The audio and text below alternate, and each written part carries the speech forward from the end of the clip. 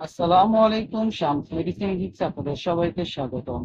আমি আবারও চলে আসলাম আপনাদের মাঝে নতুন একটি টপিকস নিয়ে। আজকে আমাদের টপিকস ক্যাটোরাল। এই ক্যাটোরাল ট্যাবলেটটি দাউদ, চুলকানি, অ্যালার্জির জন্য অত্যন্ত উপকারী একটি মেডিসিন।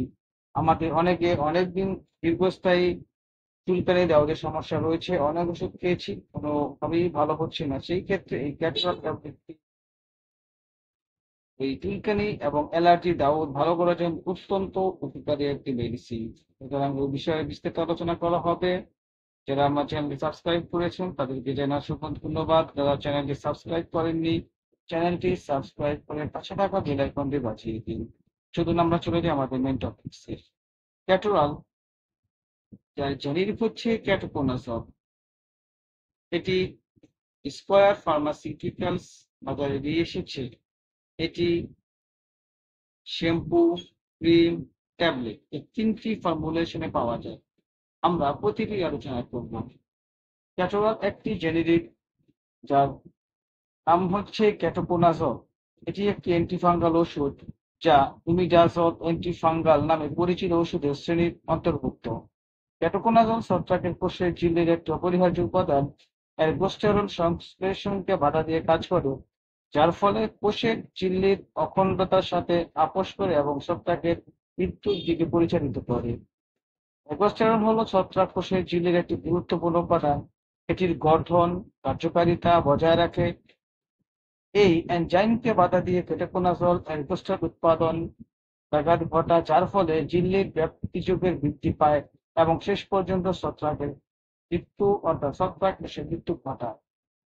এই ক্যাটোরাল কয়েকটি কাজ করে থাকে, যেমন ডার্মাটোফাইটোস। এগুলো ডার্মোফাইটাস দ্বারা সৃষ্ট সংক্রামক ছত্রাকের একটি গ্রুপ, যা ত্বক, চুল এবং নখের মতো কেরাটিনাইজড টিস্যুগুলিকে সংক্রামিত করে। কেটোকোনাজল অ্যাথলিসফুটিনিয়া এর মতো অবস্থার বিরুদ্ধে কার্যকর। ডার্মাটাইটিস, এটি একটি সাধারণ দীর্ঘস্থায়ী ত্বকের অবস্থা যা মাথা, ত্বক ও শরীরের অন্যান্য অংশে লাল অংশটুকু দ্বারা চিহ্নিত করা হয়।